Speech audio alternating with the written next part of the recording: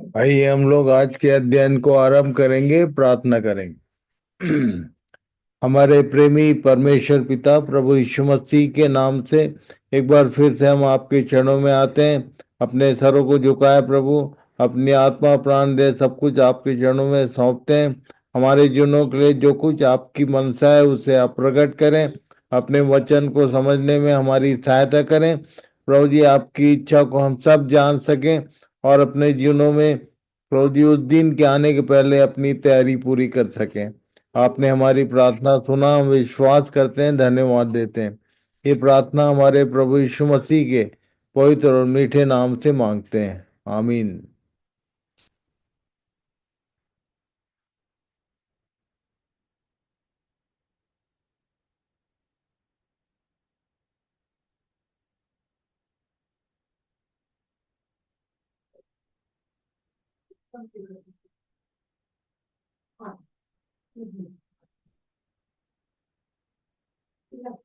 आज हम लोग यहाँ से आरंभ करेंगे। दूसरा कुरिन्थी 10 अध्याय उसका 5 पद।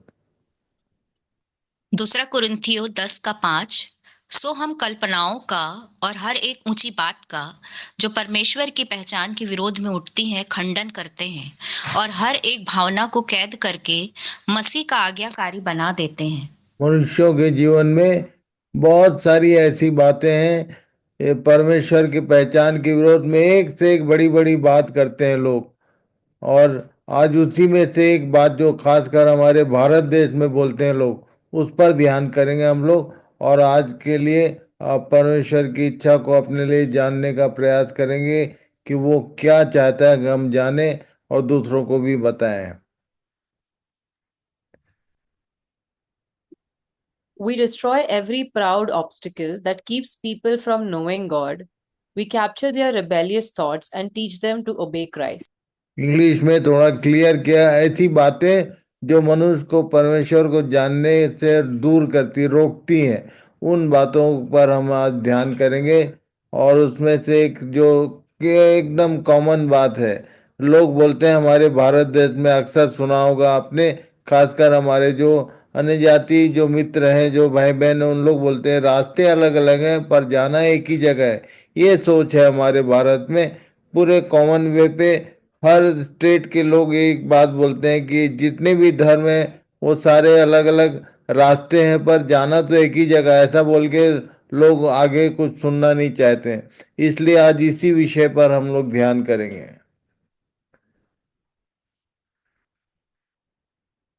ये जिन रास्तों की बात करते हैं उसके विषय में ये खासकर हमारे भारत देश में हिंदू मुस्लिम सिख ईसाई बोलते हैं, ये चार। और इन चारों के विषय में जानकारी हमको जब तक उनके शास्त्रों में नहीं जाएंगे तो हमको समझ में नहीं आएगा। शास्त्र बताते हैं कि ये सारे जो मार्ग हैं वो एक जगह जाते हैं, न्याय न्याय सिंहासन के पास। और इसलिए आज इसी विषय पर हम लोग ध्यान करेंगे।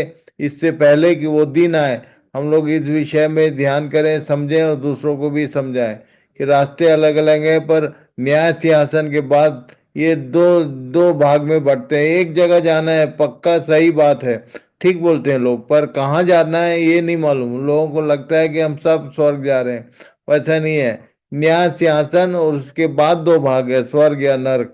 इस बात को क्लियर करिए अपने मित्रों के साथ, अपने जितने जो आपके कलीग्स हैं इनको सब बताइए। जैसे ही किसी ने बोला बहुत अच्छा रास्ता है उनके साथ गॉस्पेल शेयर करने का, लोगों ने जैसे ही बोला कि रास्ते अलग अलग हैं पर जाना तो एक ही जगह है, तो तुरंत आप बताइए कि आपको पता भी है कहाँ जाना है। वो एक जगह जो है जजमेंट सीट है, उसके बाद फिर दो दो डेस्टिनेशन है, दो स्थान है जहाँ जाना है। ये सारे धर्म शास्त्रों धर्म के जो शास्त्र हैं वो बताते हैं। बहुत बाइबल से, बाइबल क्या बोलती है, पढ़ो भाई। मनुष्यों के लिए एक बार मरना और उसके बाद न्याय का होना नियुक्त है। ये बाइबल में लिखा है, इब्रानियों की पुस्तक में, कि मनुष्यों के लिए एक बार मरना और उसके बाद न्याय का होना नियुक्त है। इट इज फिक्स, इसको कोई नहीं टाल सकता। और तब हिंदू शास्त्र क्या बोलते हैं ये भी देख लो। पाप फल नरकादिमास्तु, पाप का फल नरक है। मुंडक ब्रह्म उपनिषद 2 का 4। ये अपने खासकर अन्य जाति जो हिंदू मित्र हैं उनको बताइए कि भाई ये तो शास्त्रों में लिखा है, इसको कैसे डिनाई करोगे।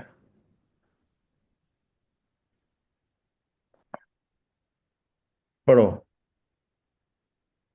प्रकाशित वाक्य 20 का 12। फिर मैंने छोटे बड़े सब मरे हुओं को सिंहासन के सामने खड़े हुए देखा, और पुस्तकें खोली गई, और फिर एक और पुस्तक खोली गई, अर्थात जीवन की पुस्तक। और जैसे उन पुस्तकों में लिखा हुआ था, उनके कामों के अनुसार मरे हुओं का न्याय किया गया। फाइनल जजमेंट तो है, पर उसका आधार क्या कैसे होगा वो भी बाइबल बताती है, और किसी शास्त्र में इसके बारे में ज्यादा जानकारी नहीं है। पर ये जो परमेश्वर का वचन है बाइबल, इसमें इसका रिकॉर्ड है कि कैसे अंतिम जो न्याय है वो कैसे होने वाला है। Read it. I saw the dead, both great and small, standing before God's throne, and the books were opened, including the book of life. And the dead were judged according to what they had done, as recorded in the books. Recorded in the book मतलब कुछ किताबें हैं जो record रखती हैं परमेश्वर के वचन में, उन किताबों की लिस्ट भी है। सब चीज लिखित में है हमारे हाथ में, अब खोजेंगे तो सब मिलेगा। आज कुछ बातों को देखने का प्रयास करेंगे। एक श्वेत सिंहासन है, और जब सिंहासन लगेगा जैसा कोर्ट होता है बिल्कुल वैसे ही, पर ये सिंहासन इस कोर्ट में वकील नहीं होंगे, लॉयर कोई नहीं होगा। जो विटनेस बॉक्स में जो विटनेस गवाही होगी उसी के ऊपर फाइनल होगा हमारा। और इसलिए 5 हमारे विपक्ष के गवाह हैं और 3 पक्ष के गवाह। इस बात को हम लोग ध्यान करने का कोशिश करेंगे कि 5 जो है हमारे विरोध में गवाही देंगे और 3 जो है हमारे पक्ष में गवाही देंगे। इन बातों की जानकारी सबको नहीं होती है, इस बार हम लोग इसी बात को सीखेंगे। उस दिन के आने के पहले इन बातों की जानकारी रहेगी तो हमारी तैयारी सही होगी। पढ़िए। और समुद्र ने, प्रकाशित वाक्य 20 का 13। और समुद्र ने उन मरे हुओं को जो उसमें थे दे दिया, और मृत्यु और अधोलोक ने उन मरे हुओं को जो उनमें थे दे दिया, और उनमें से हर एक के कामों के अनुसार उनका न्याय किया गया।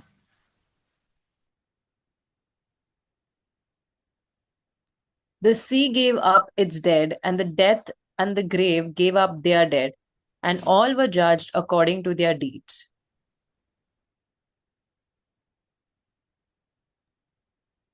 और जब न्याय शुरू होगा तो हम लोग कई बार दूसरों को बोलते हैं कि इनका क्या होगा उनका क्या होगा। परमेश्वर का वचन बोलता है कि तुम अपना ध्यान करो कि तुम्हारा क्या होने वाला। पढ़िए। पहला पत्रस 4 का 17।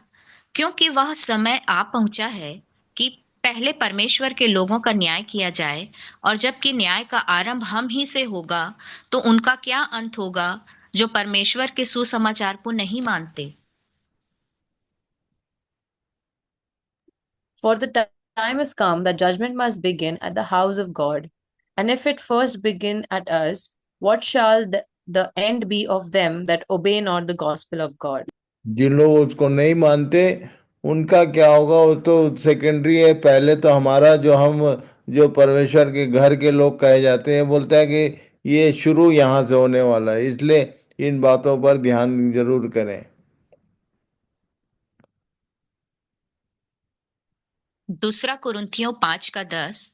अवश्य है कि हम सबका हाल मसीह के न्याय आसन के सामने खुल जाए, कि हर एक व्यक्ति अपने अपने भले बुरे कामों का बदला जो उसने देह के द्वारा किए हो पाए।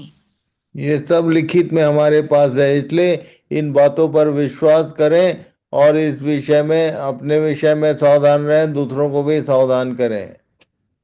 Yes. 2 Corinthians 5 verse 10. For we must all stand before Christ to be judged. We will each receive whatever we deserve for the good or evil we have done in this earthly body.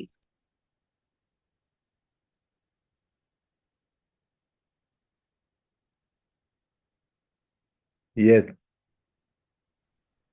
यूहन्ना 5:28 और 29।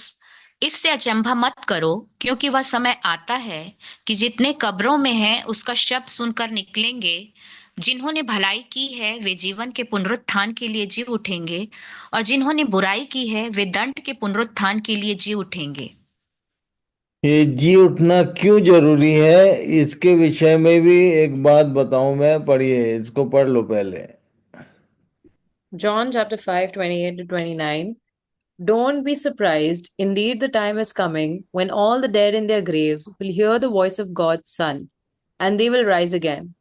Those who have done good will rise to experience eternal life, and those who have continued in evil will rise to experience judgment. Why the resurrection.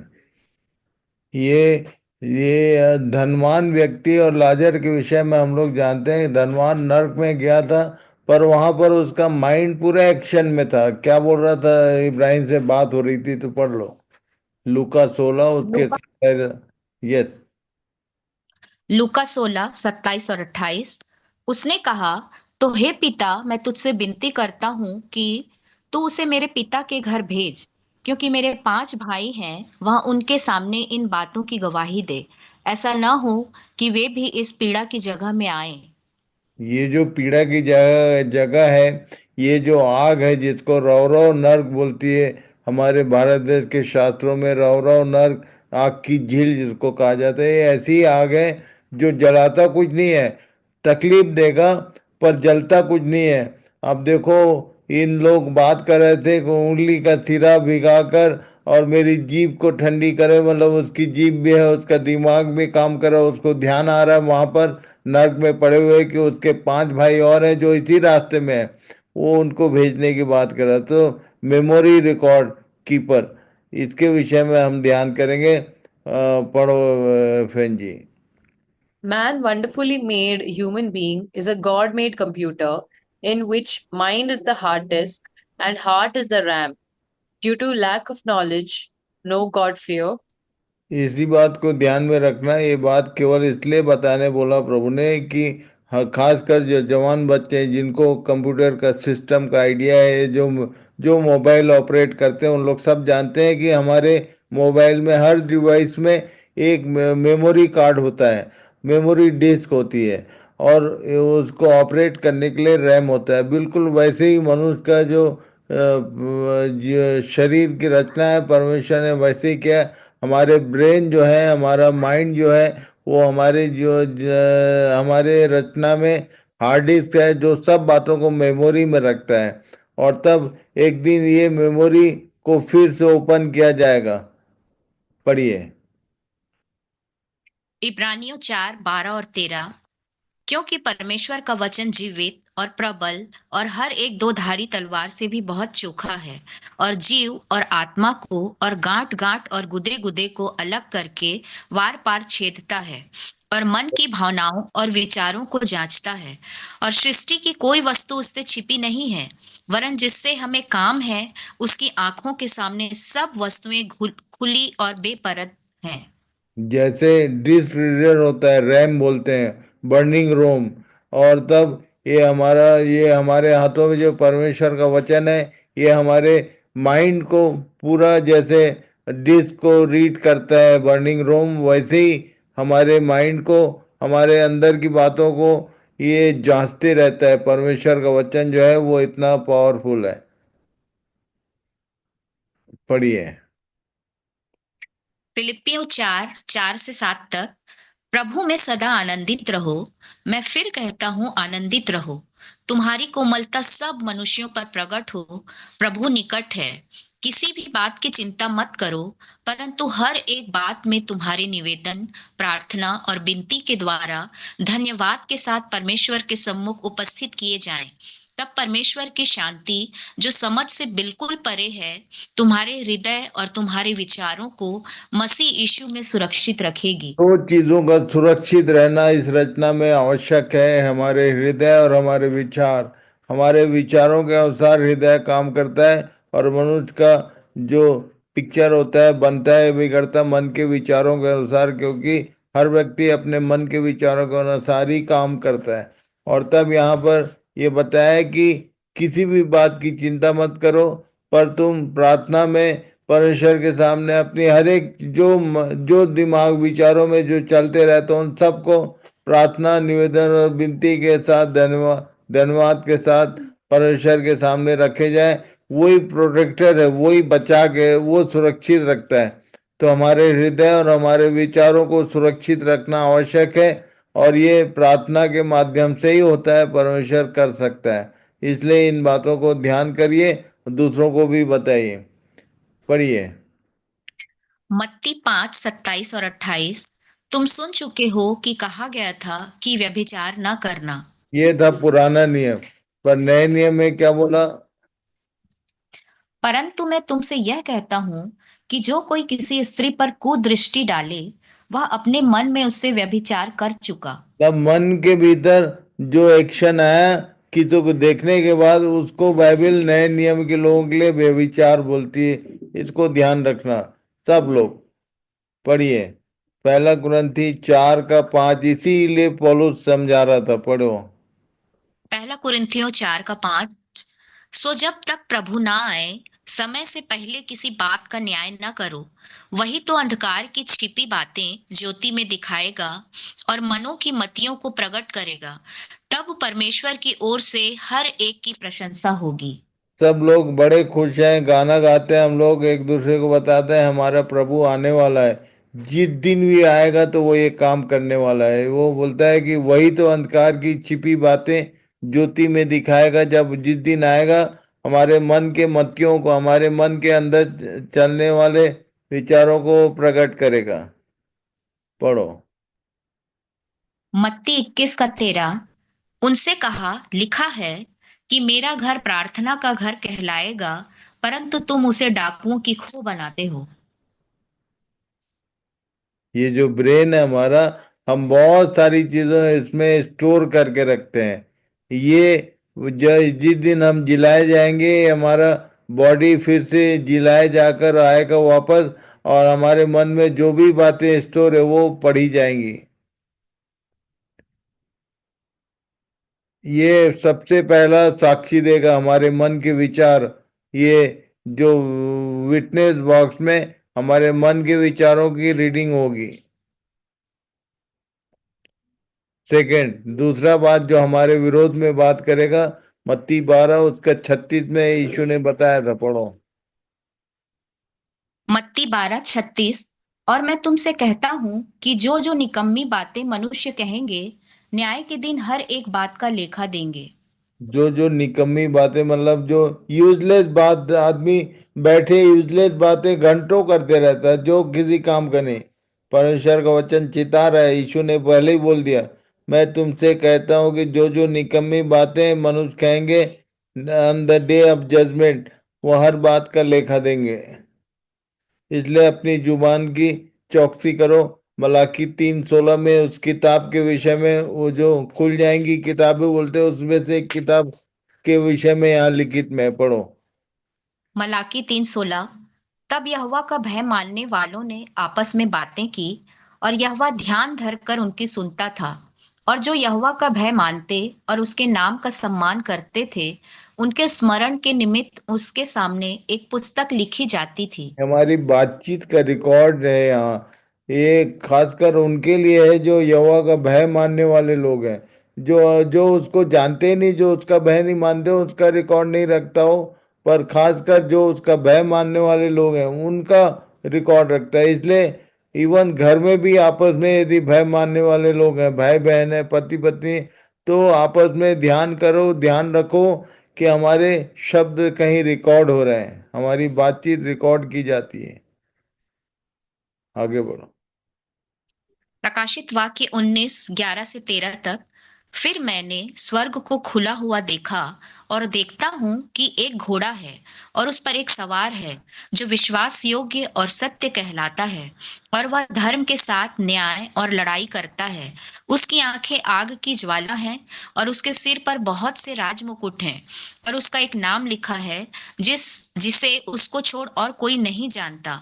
और वह लोहू से छिड़का हुआ वस्त्र पहने है, और उसका नाम परमेश्वर का वचन है। ये परमेश्वर का वचन अभी किताब के रूप में है। एक दिन आएगा समय ये परमेश्वर के वचन में लिखित में रिकॉर्ड है कि वो आएगा तो बिल्कुल एक श्वेत घोड़े के समान एक एक जीवित लाइव एक प्राणी के रूप में सामने आएगा। और तब उस दिन हम उसका सामना नहीं कर पाएंगे। अभी हम लोग एक किताब के रूप में इसको फेंक के रखते हैं अपने अपने घरों में। पढ़ो।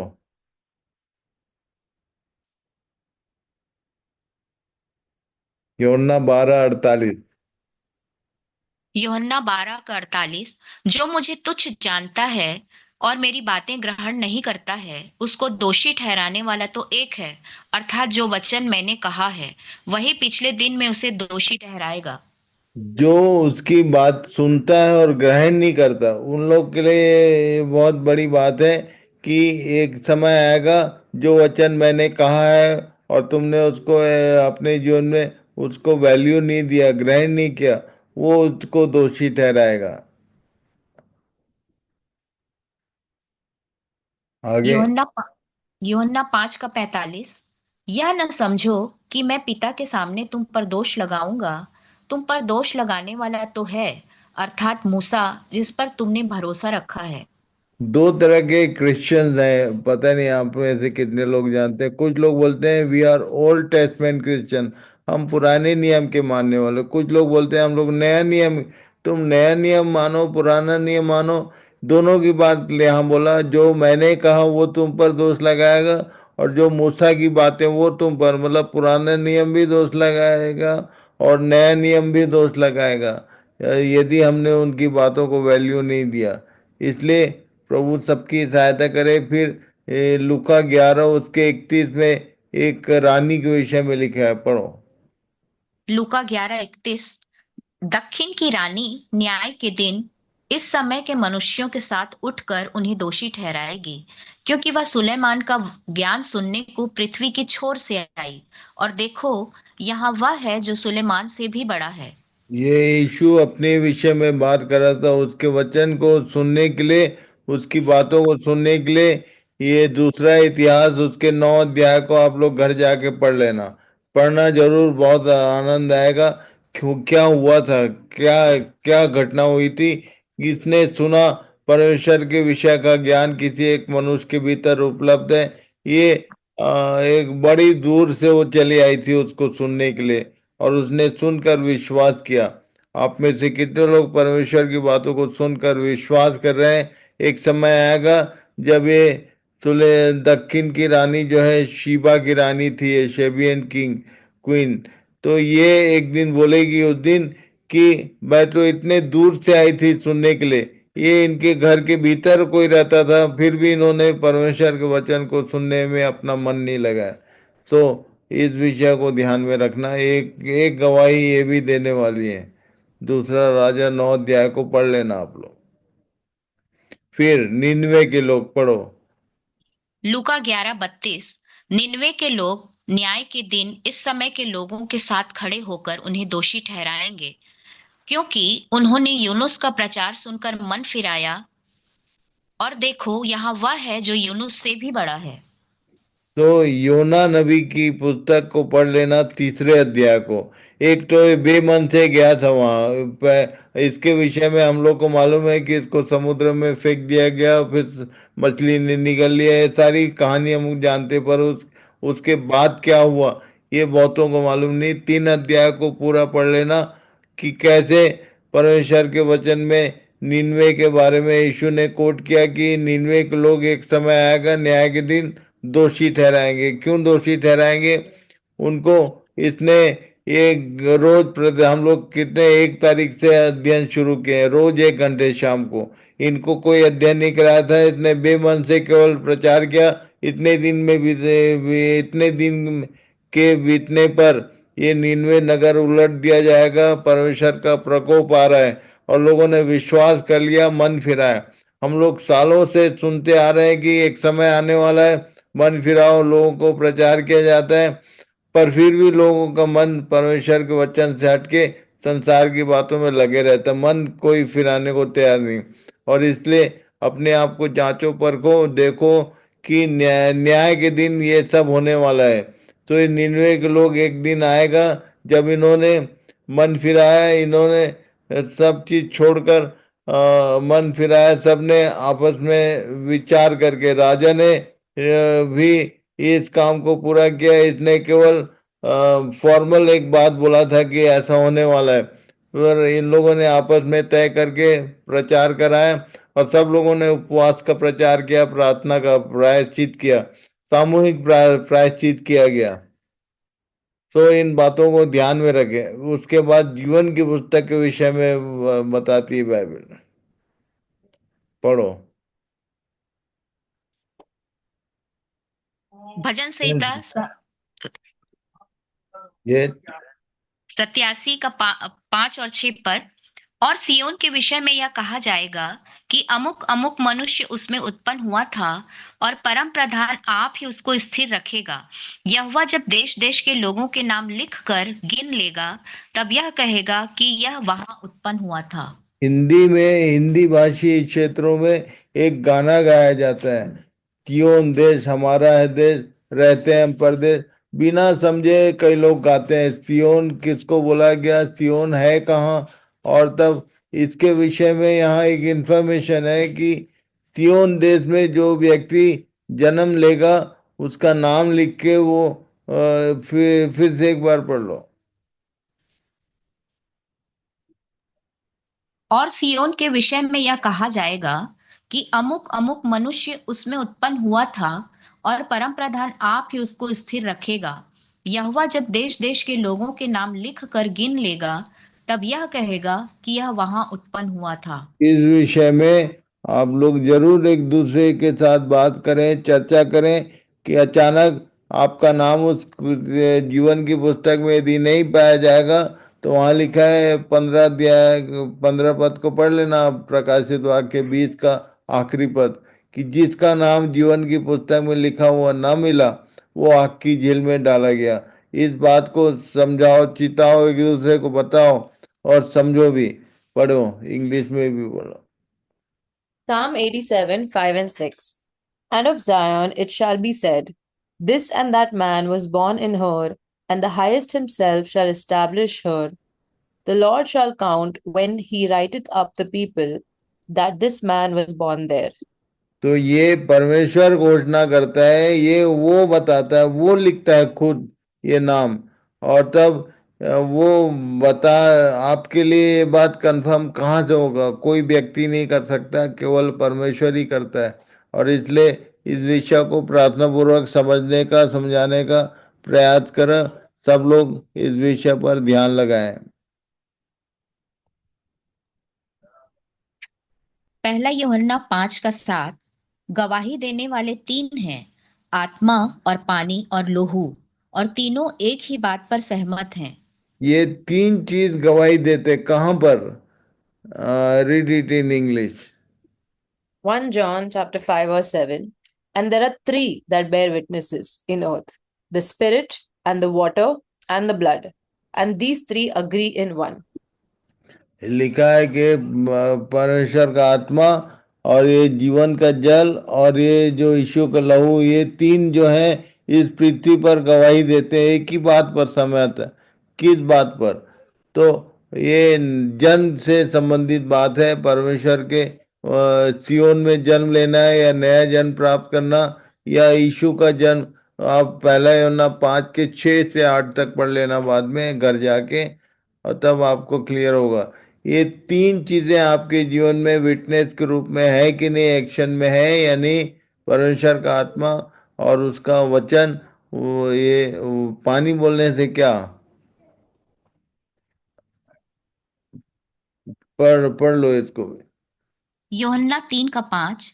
यीशु ने उत्तर दिया कि मैं तुझसे सच सच कहता हूँ, जब तक कोई मनुष्य जल और आत्मा से न जन्मे, तो वह परमेश्वर के राज्य में प्रवेश नहीं कर सकता। एक बहुत गलत शिक्षा कलीसियाओं में जो मैंने देखा है, बता दूं मैं, कि जल बोलने से लोग बपतिस्मा सोचते हैं, और आत्मा बोलने से बपतिस्मा केवल पवित्र आत्मा के अभिषेक की बात करते हैं लोग।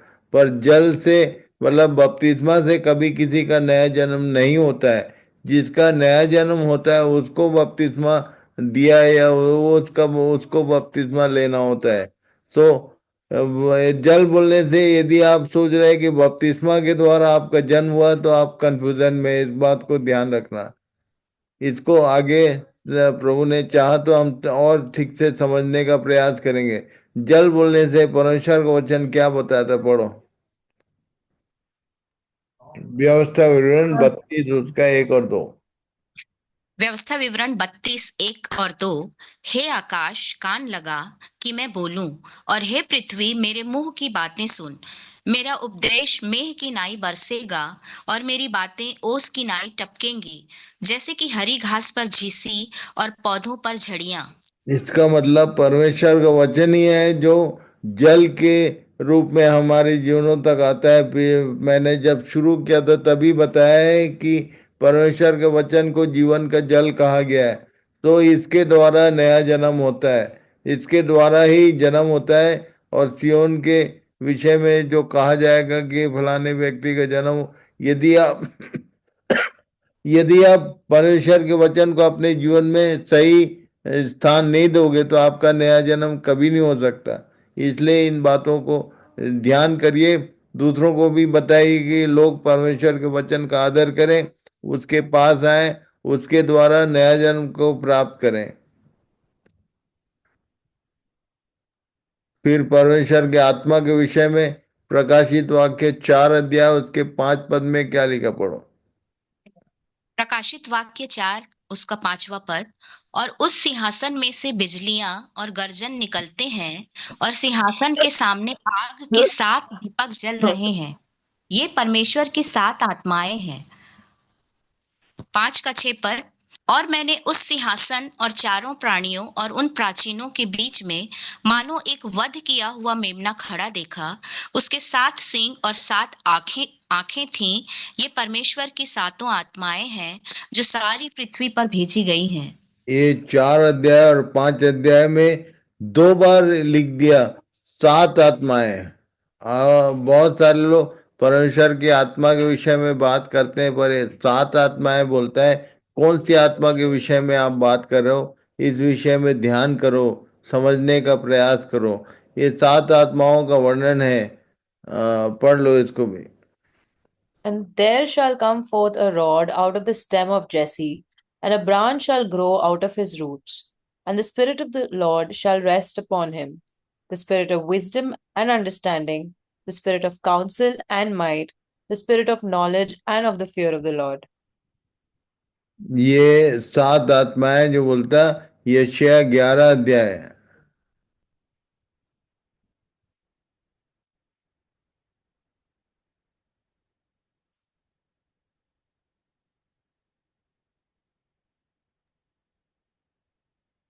यशायाह 11 का 1 से 1, 2, 3 पढ़ लो, रेचल निकाल के। जी। यशायाह 11:1, 2 और 3 पद।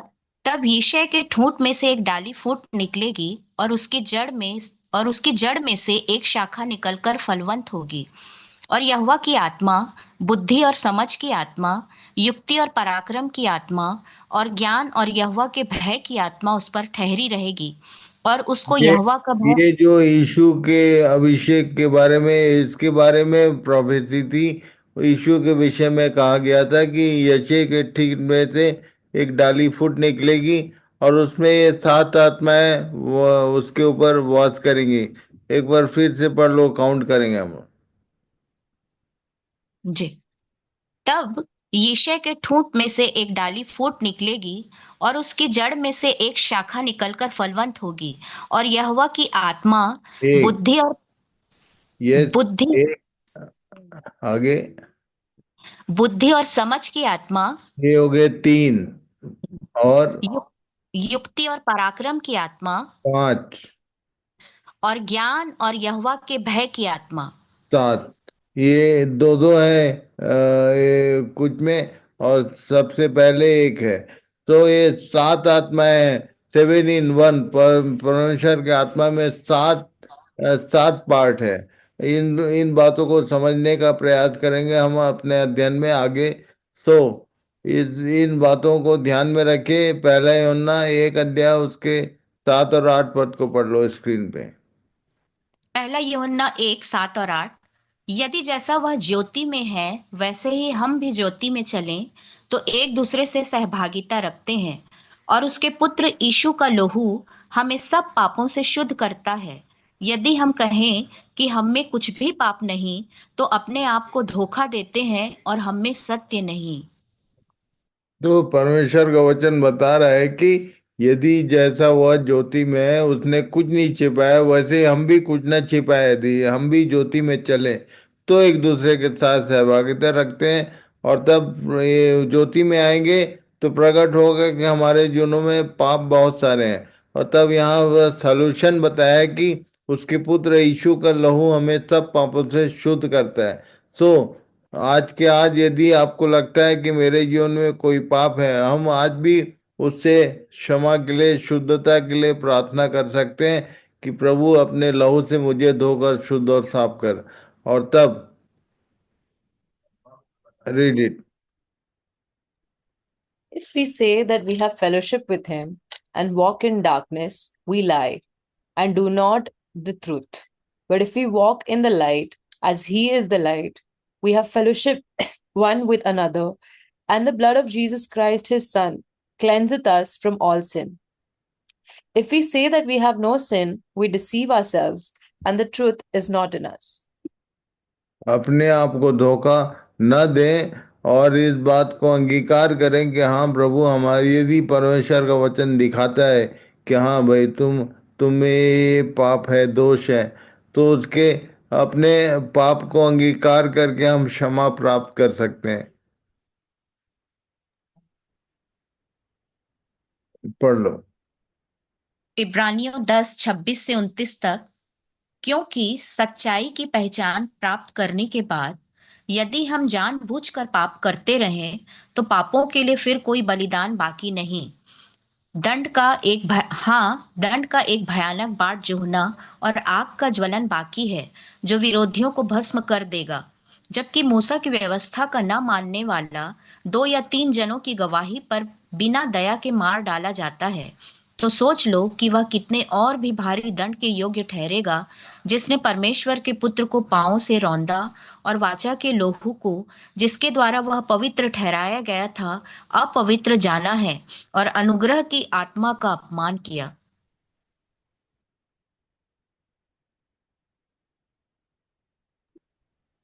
Hebrews chapter 10, 26 to 29. For if we sin wilfully after that we have received the knowledge of the truth, there remaineth no more sacrifice for sins, but a certain fearful looking for of judgment and fiery indignation, which shall devour the adversaries. He that despised Moses' law died without mercy under 2 or 3 witnesses. Of how much sorer punishment, suppose ye, shall he be thought worthy, who hath trodden under foot the Son of God, and hath counted the blood of the covenant, wherewith he was sanctified, an unholy thing, and hath done despite unto the Spirit of grace. For we know him that hath said, Vengeance belongeth unto me, and I will recompense, said the Lord. And again, the Lord shall judge his people. Finally conclude किया कि and again the Lord शैल जज his people, परमेश्वर अपने लोगों का न्याय करेगा। मैं विश्वास करता हूँ कि जितने लोग आज उसके वचन के अध्ययन में मन लगाए हुए हैं, हम सब उसके लोग हैं। किसी को अस्वीकार नहीं करता, पर उसके लोग अगर हमको इन बातों को ठीक ठीक समझना और इन बातों पर विश्वास करना आवश्यक है, ताकि हम जांचे जाएं और न्याय के दिन खरे उतर सके। सो प्रभु हम सबकी सहायता करे। Read it also. May God bless all of us to understand this truth and to share with all the family members and friends.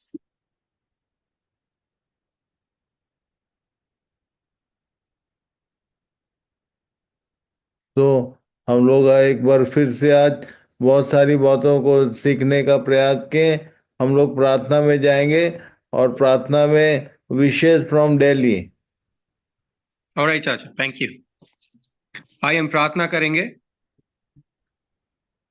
हमारे दयालु सारी आशाओं के देने वाले सर्वशक्तिमान महिमा से भरपूर पिताजी, धन्यवाद देते हैं परमेश्वर पिता इस आश्चर्य कर्म करने के लिए परमेश्वर पिता कि एक बार फिर हम आपकी वेदी के सामने अपने तुच्छ मनों और शरीरों को लेकर उपस्थित हो सके। प्रभु जी, धन्यवाद देते हैं परमेश्वर पिता आपके उस अपार प्रेम के लिए परमेश्वर पिता कि हम में से सारे प्रियों को आपने आज दूर दूर रहते हुए भी एक साथ इस समय में जोड़ा परमेश्वर पिता कि हम एक साथ अपने हृदयों को, अपने मनों को, अपनी सारी बुद्धियों को परमेश्वर पिता जो आपसे हमें मिलती है, आप हमारे स्रोत हैं परमेश्वर पिता। मैं समझ को हम सभी के लिए मांग लेता हूं परमेश्वर पिता। प्रभु जी, परमेश्वर पिता आज और जब तक हमारी सांस इस संसार में रहते हुए चलती है परमेश्वर पिता, मैं आपसे विनती और प्रार्थना करता हूं परमेश्वर पिता कि हर जीवन के हर एक क्षण में हम सिर्फ और सिर्फ आपकी महिमा, आपकी गवाही और आपके गुणानुवाद में बिता सकें परमेश्वर पिता। जब भी हमारे मुंह खुले, हमेशा परमेश्वर पिता आपकी बढ़ती महिमा दूसरों तक, दूसरों के दिलों तक हम बांटने पाए परमेश्वर पिता। प्रभु जी, मैं धन्यवाद देता हूं उस प्रगाढ़ बल और शक्ति के लिए परमेश्वर पिता जो आपने आपने जिससे शेखर चाचा को परमेश्वर पिता सराबोर रखा। प्रभु जी, कि वो अपने आपकी आनंदिक उन्माद से परमेश्वर पिता रोज बरोज वो शक्ति लेते हैं और हम तक बांटते हैं परमेश्वर पिता। मैं जानता हूं प्रभु जी कि किस तरह से मुझ में उनके शरीर से निकलकर शक्ति मुझ पे समाती है और मैं आपके नजदीक होकर आपसे लिपटे रहने के लिए दौड़ा चलाता हूं परमेश्वर पिता।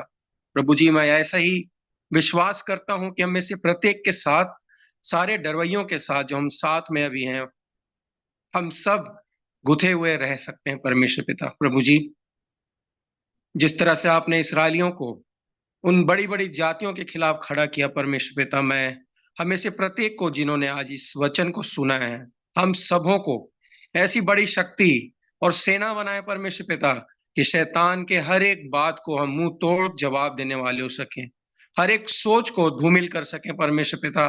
संसारिक और सारी शारीरिक बातों को हम पछाड़ कर आगे निकल आए और आज सचमुच में एक ज्वलित आत्मा बनकर परमेश्वर पिता आपके दिए हुए आत्मिक बातों में को फैलाने वाले हो सके पिता परमेश्वर। प्रभु जी, आगे के जीवन को, आगे के समय को एक बार फिर आप उन सारी मंशाओं को परमेश्वर पिता जो आप हमारे जीवनों से चाहते हैं होने जी परमेश्वर पिता, हम सबों को पूरी तरह से समझ सकें, सीख सकें और उनको जी कर परमेश्वर पिता और को बांटने वाले हो सके पिता परमेश्वर। हम सबों को हमारी समझ नहीं परंतु आपकी समझ के अनुसार कार्य करने वाले बनाए परमेश्वर पिता। इस दुआ को हम इकलौते उद्धार करता प्रभु यीशु मसीह के सामर्थी नाम में मांगते हैं, सुने और ग्रहण करें। आमीन। आमीन। आमीन आमीन। God bless you all. प्रभु सबको आशीष दे, सबका मार्गदर्शन करे। इन सब बातों को गंभीरता पूर्वक ध्यान करें और एक दूसरे के साथ शेयर करें। Shalom. Shalom uncle, thank you. Shalom shalom, सबको शालोम। शालोम भैया। शालोम।